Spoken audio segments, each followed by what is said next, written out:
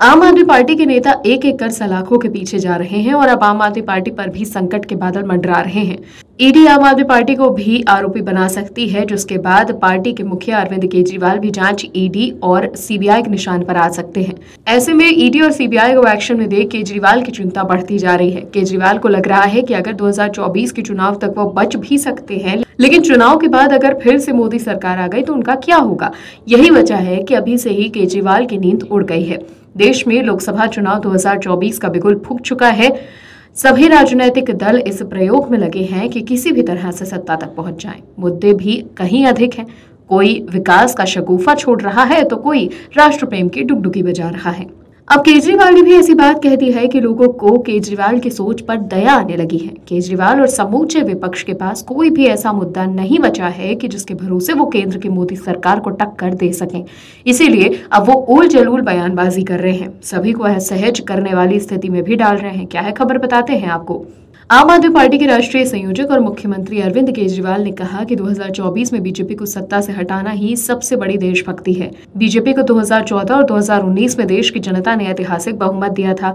BJP चाहती तो देश को जबरदस्त तरक्की की राह पर लेकर जा सकती थी, लेकिन आज पूरे देश का माहौल बहुत खराब है। हर तरफ लड़ाई झगड़े, गुंडागर्दी, भ्रष्टाचार, लूटपाट है। केजरीवाल ने कहा कि मौजूदा नौकरियां लगातार कम होती जा रही है, जबकि आबादी बढ़ती जा रही है। आज देश के सामने महंगाई, बेरोजगारी और भ्रष्टाचार तीन सबसे बड़ी समस्याएं हैं। इसीलिए 2024 का चुनाव देश के लिए बहुत महत्वपूर्ण है। उन्होंने कहा कि पहले बीजेपी को कोई भी विकल्प दिखाई देता था, मगर जब से इंडिया गठबंधन बना है, लोग कहने लगे हैं कि इंडिया गठबंधन टिक गया तो 2024 में बीजेपी की सरकार नहीं बनने वाली।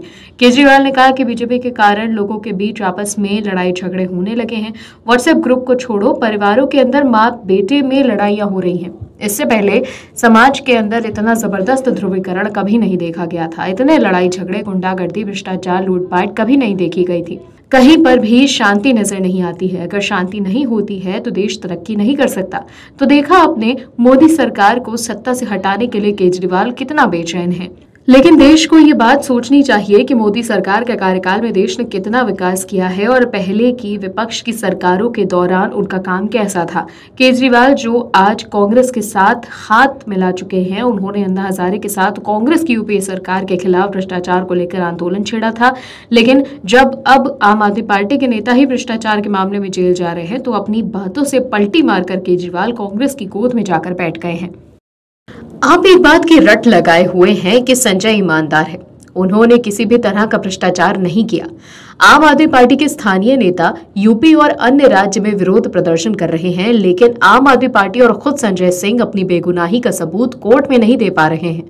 संजय सिंह हर कोर्ट में जमानत की याचिका लगा चुके हैं, लेकिन संजय को कोई भी कोर्ट जमानत देने के लिए तैयार नहीं। लेकिन आम आदमी पार्टी के नेता धरना देकर माहौल बना रहे हैं कि संजय ईमानदार व्यक्ति हैं, लेकिन पीएम मोदी उन्हें फंसा रहे हैं। यानी एक बात की रट, लेकिन जिस पर कोर्ट बिल्कुल भरोसा नहीं कर रहा। आम आदमी पार्टी के उत्तर प्रदेश प्रभारी सांसद संजय सिंह को ईडी ने गिरफ्तार किया है। इसको लेकर ग्रेटर नोएडा से लेकर यूपी में कई जगहों पर आम आदमी पार्टी कार्यकर्ताओं ने प्रदर्शन किया। वहीं दिल्ली में भी आम आदमी पार्टी संजय सिंह की गिरफ्तारी के खिलाफ प्रदर्शन कर सकती है। प्रदर्शन में शामिल आम आदमी पार्टी कार्यकर्ताओं ने कहा, मोदी अडानी के भ्रष्टाचार के खिलाफ इंडिया की मजबूत आवाज संजय सिंह को दबाने की कोशिश हो रही है। संजय सिंह की गिरफ्तारी से नाराज कार्यकर्ताओं ने गौतम बुद्ध नगर सहित प्रदेश के हर जिला मुख्यालय पर विरोध प्रदर्शन किया। आम आदमी पार्टी ने बीजेपी सरकार पर तंज कसते हुए कहा कि 2024 में मोदी इंडिया गठबंधन से चुनाव हार रहे हैं। इसी बौखलाहट में इंडिया की मजबूत आवाज संजय सिंह को गिरफ्तार किया गया है।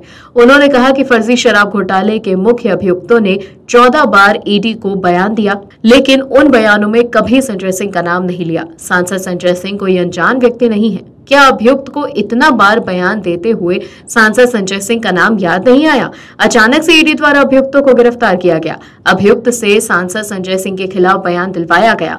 महीने भर के अंदर अभियुक्त को जमानत मिल गई और ईडी ने उसकी जमानत का कोई विरोध नहीं किया। जमानत के कुछ दिन बाद ही उसको सरकारी गवाह बना दिया गया। 12 घंटे ईडी की रेड चली, जिसमें सांसद संजय सिंह के घर का कोना कोना छाना गया, फिर भी कुछ नहीं मिला। इसके बावजूद उन्हें गिरफ्तार किया गया। आम आदमी पार्टी ने यह भी आरोप लगाया है कि ईडी बीजेपी के दबाव में काम कर रही है, इसीलिए सांसद संजय सिंह को गिरफ्तार करने से पहले समन तक नहीं भेजा गया। संजय सिंह लगातार मोदी अडानी के भ्रष्टाचार के खिलाफ सड़क से लेकर संसद तक लड़ाई लड़ते रहे हैं और उन्होंने अडानी के घोटालों के साक्ष्य ईडी के सामने प्रस्तुत करे, लेकिन ईडी ने अडानी के खिलाफ कार्रवाई न करते हुए मोदी के दबाव में आकर संजय सिंह को ही गिरफ्तार करवा दिया। तो देखा आपने कैसे संजय सिंह की गिरफ्तारी से बेचैन आम आदमी पार्टी अब धरना प्रदर्शन पर उतर आई है। दिल्ली में भी आम आदमी पार्टी के नेता धरना प्रदर्शन करते हैं। संजय सिंह को कोर्ट से तो जमानत मिल नहीं रही, लेकिन आम आदमी पार्टी के नेता पीएम मोदी पर आरोप लगा रहे हैं कि बदले की भावना से ये कार्रवाई की गई। सवाल है कि आम आदमी पार्टी के नेता ये बात कोर्ट में क्यों नहीं समझा पा रहे। संजय सिंह की गिरफ्तारी पर कोर्ट की ओर से कहा गया है कि ईडी से जादूगर की तरह काम करने की उम्मीद नहीं की जा सकती। किसी मामले की जांच करने और मामले तक पहुंचने में समय लगेगा, लेकिन आम आदमी पार्टी के नेता ये मानने के लिए तैयार ही नहीं है। लेकिन देश के लोग सब देख रहे हैं। केजरीवाल का भी कोई जवाब नहीं है। वो जब सत्ता में आए होते हैं तो चुप्पी साध लेते हैं और जब विपक्ष में होते हैं तो उसी परेशानी के लिए सत्ताधारी दल पर दोषारोपण करते हैं। ये चीज केजरीवाल के ऊपर एकदम सटीक बैठती है कि जब कोई दल विपक्ष में होता है तो उसे दूर से ही परेशानी दिख जाती है, लेकिन सत्ता में होता है तो उसकी आंखों के सामने ही वो परेशानी आकर खड़ी हो जाए तो उसे वो नहीं दिखती।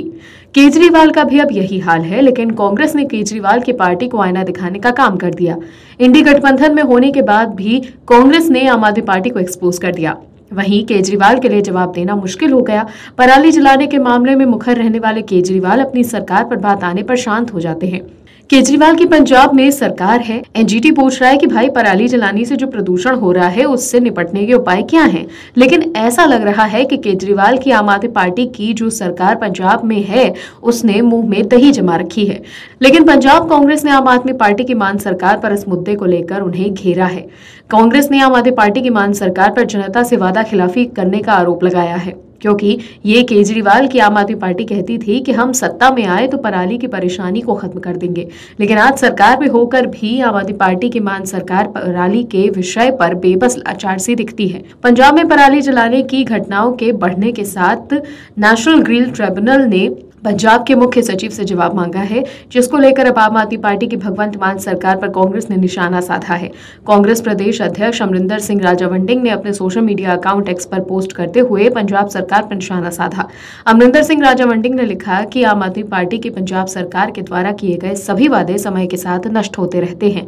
कांग्रेस नेता अमरिंदर सिंह राजावंडिंग ने आगे लिखा कि दिल्ली की सत्ता में रहते हुए उन्होंने सबसे पहले पंजाब के किसानों पर उंगली उठाई, फिर भी वो अब पंजाब में उसी मुद्दे को संबोधित करने के लिए संघर्ष कर रहे हैं। अनगिनत प्रतिज्ञाएं अधूरी हैं। हमारे किसान के प्रति एकड़ 2500 रुपए देने का वादा कहाँ है? यदि केंद्र सरकार सहमत है तो आम आदमी पार्टी द्वारा वादा किया गया 1000 रुपए का प्रोत्साहन क्यों नहीं देती?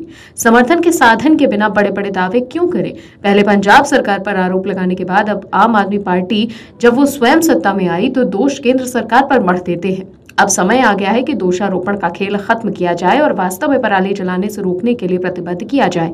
हम राज्य सरकार से अपनी प्रतिबद्धताओं का सम्मान करने और पंजाब के लोगों और किसानों के लिए काम करने का आग्रह करते हैं। तो देखा आपने कैसे इंडी गठबंधन में होने के बावजूद भी कांग्रेस के नेता आम आदमी पार्टी के खिलाफ मोर्चा खोले हुए हैं। वहीं केजरीवाल और आम आदमी पार्टी की मान सरकार से पंजाब की जनता शायद पूछती होगी कि क्या हुआ तेरा वादा, वो कसम वो इरादा। टीएमसी सांसद महुआ मोइत्रा की मुश्किलें कम होने का नाम ही नहीं ले रही। संसद में पैसे लेकर सवाल पूछने के मामले में महुआ मोइत्रा चौतरफा घिर गई हैं। महुआ मोइत्रा अब उनकी पार्टी के लिए गले की फांस बनती नजर आ रही हैं। टीएमसी जो कि प्रधानमंत्री मोदी पर हमला करने का कोई मौका नहीं छोड़ती, वो अपनी नेत्री के कथित भ्रष्टाचार को लेकर शांत है। शायद उन्हें खुद नहीं समझ आ रहा है कि इस पूरे घटनाक्रम की लीपापोती कैसे की जाए। टीएमसी भी महुआ पर लगे आरोप से हैरान है। टीएमसी की नेत्री जो अपने गुणों से कम और अपने विवाद के कारण अधिक जानी जाती हैं, उन्होंने अपने शौक पूरे करने के लिए लोकतंत्र के मंदिर को भी भ्रष्टाचार की भेंट चढ़ा दिया। लेकिन अब ममता बनर्जी की पार्टी ने महुआ मोइत्रा के साथ जो किया है उससे सब हैरान हैं। बीजेपी सांसद निशिकांत दुबे के तृणमूल कांग्रेस सांसद महुआ मोइत्रा पर लगाए गए गंभीर आरोपों पर टीएमसी ने महुआ को बड़ा झटका दिया। पैसे लेकर सवाल पूछने के मामले में टीएमसी महुआ मोइत्रा के खिलाफ कार्रवाई करने की तैयारी में है। पार्टी ने उनसे इस घटना को लेकर जवाब भी मांगा। टीएमसी के वरिष्ठ नेता और सांसद डेरेक ओब्रायन ने कहा कि महुआ से पार्टी ने इस पूरी घटना को लेकर जवाब देने को कहा है। साथ ही उन्होंने ये भी कहा कि पार्टी इस मामले में जल्द ही उचित निर्णय लेगी। ऐसा माना जा रहा है कि टीएमसी संसदीय आचार समिति की रिपोर्ट के बाद ही एक्शन ले सकती है। राज्यसभा में टीएमसी संसदीय दल के नेता डेरेक ओब्रायन ने कहा कि हमने मीडिया में आई खबरें देखी हैं। पार्टी नेतृत्व की ओर से संबंधित सदस्य को अपने ऊपर लगे आरोपों के संबंध में स्थिति स्पष्ट करने की सलाह दी गई है। हालांकि वो पहले ही ऐसा कर चुकी हैं। उन्होंने कहा, चूंकि ये मामला एक निर्वाचित सांसद, उसके अधिकारों और विशेषाधिकारों से जुड़ा है, इसीलिए इस मामले की जांच संसद के उचित मंच द्वारा कराई जाए, जिसके बाद पार्टी नेतृत्व निर्णय लेगा। बीजेपी सांसद निशिकांत दुबे ने लोकपाल के पास तृणमूल कांग्रेस की सांसद महुआ मोइत्रा के खिलाफ शिकायत दर्ज कराई थी, जिसमें उन पर संसद में सवाल पूछने के एवज में धन लेने का आरोप लगाया गया है। दुबे ने मोइत्रा पर एक बार फिर निशाना साधते हुए कहा, जब वो भारत में थी तब उनके संसदीय लॉगिन आईडी का इस्तेमाल दुबई में किया गया था। मोइत्रा ने आरोपों को बेबुनियाद करार देकर उसे खारिज कर दिया। इससे पहले तृणमूल कांग्रेस ने अपनी सांसद महुआ मोइत्रा से जुड़े विवाद से दूरी बनाए रखने का फैसला किया था। आरोप है कि रियल एस्टेट से लेकर ऊर्जा तक विभिन्न क्षेत्रों में कारोबार करने वाले हीरानंदानी समूह के सीईओ दर्शन हीरानंदानी ने अडानी समूह के बारे में संसद में सवाल पूछने के लिए महुआ मोइत्रा को पैसे दिए थे। हीरानंदानी ने हाल ही में एक हलफनामे में दावा किया था कि मोइत्रा ने प्रधानमंत्री नरेंद्र मोदी को बदनाम और शर्मिंदा करने के लिए अडानी पर निशाना साधा था। अब देखना है कि महुआ के साथ पार्टी खड़ी रहती है या बीच भंवर में ही पार्टी उन्हें छोड़ देती है। एक जमाना था कि आजम खान आंख उगलते थे, पुलिस वालों को उनकी औकात याद दिलाए फिरते थे। वो क्या, उनका बेटा भी यही करता था कि अखिलेश भैया से ये बात हो गई है, सभी अधिकारियों का इलाज होगा। जो आजम कभी पुलिस वालों से अपनी भैंस ढूंढवाने का काम किया करते थे, आज योगी राज में वो उनसे भीख मांग रहे हैं। योगी राज में आजम खान अपने कर्मों का हिसाब चुका रहे हैं। आजम बेबस और लाचार हो गए हैं, क्योंकि शासन की कमान अब सीएम योगी आदित्यनाथ के हाथ पर है। अब गुनहगार की एक ही सजा, सिर्फ जेल, जिसको नहीं मिल पाएगी कभी बेल। जेल में आजम सो भी नहीं पा रहे और उनकी रातें करवट बदलते हुए गुजर रही हैं। इसी बीच आजम खान को डर भी सताने लगा है। आजम ने अपनी हत्या की आशंका जताई। परिवार के साथ जेल में बंद आजम खान ने दावा किया कि उनका एनकाउंटर किया जा सकता है। बेटे अब्दुल्ला आजम खान के डबल जन्म प्रमाण पत्र के मामले में आजम खान, पत्नी तजीन फातिमा और बेटे को भी 7-7 साल की कैद की सजा सुनाई गई है। इसके बाद तीनों को अलग अलग जेलों में शिफ्ट किया गया है। हाल ही में रामपुर जेल से बाहर आते आजम खान ने आशंका जताई कि उनके साथ कुछ भी हो सकता है, उनका एनकाउंटर किया जा सकता है। आजम खान को सीतापुर की जेल में शिफ्ट किया गया है। उनके बेटे अब्दुल्ला को हरदोई जेल में भेजा गया है। वहीं सीतापुर जाने के लिए रामपुर जेल से बाहर आए आजम खान ने कहा कि हमारा भी एनकाउंटर किया जा सकता है। आजम खान को पुलिस की गाड़ी में ले जाया गया। उन्हें जब गाड़ी में ले जाने के लिए बैठाया गया तो वो बोले, हम सीट पर बीच में नहीं बैठेंगे, बल्कि साइड सीट पर ही बैठकर जाएंगे। इस पर पुलिस वालों ने उनसे कहा कि सुरक्षा की दृष्टि से उन्हें बीच में ही बैठाया जाएगा। इस पर आजम खान ने कहा कि आप समझिए कि हमारी उम्र हो गई है, आप हमारी उम्र का भी ख्याल करिए। उन्होंने कमर दर्द का हवाला देकर बीच में बैठने से इनकार कर दिया। वहीं मीडिया रिपोर्ट्स के मुताबिक आजम खान ने पुलिस वालों से ये भी कहा कि हमारा हाथ पैर तोड़कर ले चलो। आपको बता दें, 20 मई 2022 को आजम खान सीतापुर जेल से रिहा हुए थे और अब आजम खान फिर वहीं पहुंच गए हैं। यूपी में योगी सरकार आने के बाद से ही आजम खान के खिलाफ कार्रवाई हो रही है, नहीं तो अखिलेश राज में आजम खान खुद को सुपर सीएम समझते थे। सरकार की एक सोच थी कि देश के सभी युवाओं को देश सेवा का मौका मिले। ऐसा विश्व के कई देशों में भी होता है और वहां का युवा सरकारी सेवाओं में जाएगा, उसकी पहली शर्त ही ये रहती है कि वो कुछ साल फौज में रहकर देश की सेवा करे। लेकिन राहुल तो ठहरे राहुल गांधी भी सेना के नाम पर राजनीति कर रहे हैं। पीएम मोदी को घेरने के लिए मोदी विरोध के चक्कर में राहुल सेना के पराक्रम को भी कमजोर करने से बाज नहीं आ रहे। देश से पहले शायद राहुल के लिए राजनीति है, तभी तो वो सिर्फ और सिर्फ राजनीति करते हैं। भले ही इस दलगत राजनीति से देश का कितना ही अहित हो जाए, लेकिन राहुल ने जो सेना को लेकर राजनीति की, वो सेना ने भी राहुल को उसी जुबानी में जवाब दे दिया। सियाचिन में जान गंवाने वाले अक्षय लक्ष्मण को भारतीय सेना ने आर्थिक मदद देने की तैयारी पूरी कर ली है। सेना ने बता दिया है कि लाखों रुपए की राशि अग्निवीर के परिवार को मिलेगी। खास बात यह है कि सेना का जवाब ऐसे समय पर आया जब राहुल गांधी ने कहा था कि अग्निवीर योजना भारत के वीरों के अपमान के लिए है। साथ ही उन्होंने दावा किया था कि शहीद को ग्रेच्युटी समेत कई अन्य आर्थिक सहयोग नहीं मिलेगा। लेकिन सेना ने बताया है कि नियमों के अनुसार गैर अंशदायी बीमा के 41 लाख रुपए, अनुग्रह 44 लाख रुपए, 4 साल के बच्चे कार्यकाल का वेतन यानी 13 लाख रुपए से ज्यादा, आर्म्ड फोर्सेस कैजुअलिटी फंड से 8 लाख रुपए का योगदान, तत्काल 30,000 रुपए की सहायता और सेवा निधि में अग्निवीर योगदान 30% भी परिवार को मिलेगा। इसमें सरकार का योगदान और ब्याज भी शामिल होगा। सेना ने कहा है कि गवाते अक्षय लक्ष्मण ने सियाचिन में सेवा के दौरान अपनी जान गंवा दी। इस दुख की घड़ी में भारतीय सेना शोकाकुल परिवार के साथ है।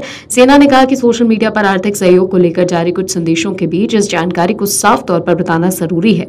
आपको बता दें, राहुल गांधी ने अग्निवीर गवाते अक्षय लक्ष्मण की तस्वीर शेयर करते हुए लिखा, एक्स पर एक पोस्ट किया था कि एक युवा देश के लिए शहीद हो गया।